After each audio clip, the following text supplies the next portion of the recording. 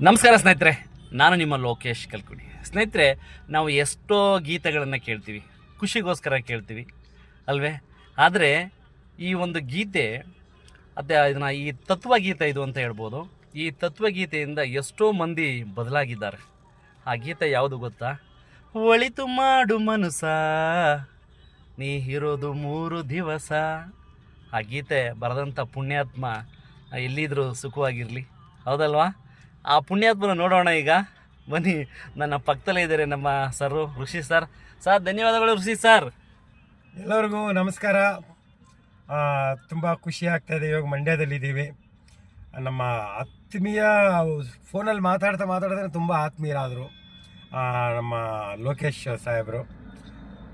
ಇವಾಗ ಮಂಡ್ಯದಲ್ಲಿ ಬಂದಿದ್ದೀವಿ.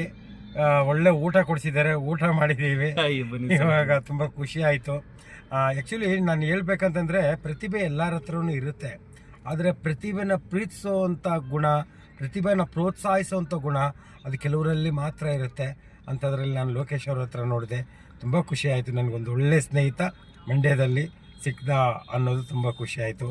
ಲೋಕೇಶ್ ಅವರು ಇದು ಅವ್ರ ಮುಂದೆ ಹೇಳ್ಬಾರ್ದು, ತುಂಬಾ ಒಳ್ಳೆಯ ವ್ಯಕ್ತಿ. ಅಂದರೆ ಎಷ್ಟೋ ಜನ ಸ್ನೇಹಿತರು ಸಿಗ್ತಾರೆ, ಆದರೆ ಒಳ್ಳೆ ಸ್ನೇಹಿತರು ಸಿಕ್ಕೋದು ತುಂಬ ಕಷ್ಟ. ಇವ್ರನ್ನ ಭೇಟಿಯಾಗಿ ತುಂಬ ಖುಷಿ ಆಯಿತು. ಇವ್ರಿಗೆ ಮತ್ತು ಇವ್ರ ಕುಟುಂಬಕ್ಕೆ ಮತ್ತು ನಿಮ್ಮ ವೀಕ್ಷಕರಿಗೆ ಎಲ್ಲರಿಗೂ ಒಳ್ಳೇದಾಗಲಿ ಅಂತ ಕೇಳ್ಕೊಳ್ತೀನಿ. ಲೋಕೇಶ್ ಅವ್ರಿಗೆ ತುಂಬ ತುಂಬ ಧನ್ಯವಾದ. ಹೌದು ಸರ್, ಇವತ್ತು ನಮ್ಮ ತಾಲೂಕು, ನಮ್ಮ ಮಳವಳ್ಳಿ ತಾಲೂಕಿನಲ್ಲಿ ಒಂದು ಶೂಟಿಂಗ್ ಇತ್ತು. ಆ ಶೂಟಿಂಗ್ ಸಂಬಂಧ ಬಂದಿದ್ರು.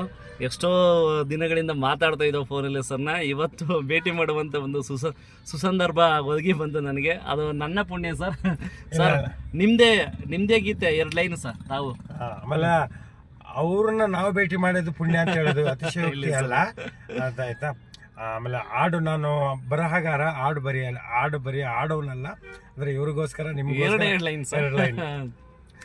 ಒಳಿತು ಮಾಡು ಮನುಸ, ನೀ ಇರೋದು 3 ದಿವಸ. ಒಳಿತು ಮಾಡು ಮನುಸ, ನೀ ಇರೋದು 3 ದಿವಸ.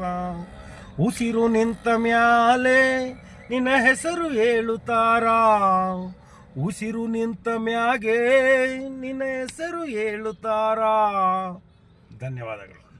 Thank you. ನಮಸ್ಕಾರ ಸ್ನೇಹಿತರೆ. ಸರ್ ನಮಸ್ಕಾರ ಸರ್, ತಮಗೂ ಕೂಡ ನಮಸ್ಕಾರ ಸರ್. Thank you.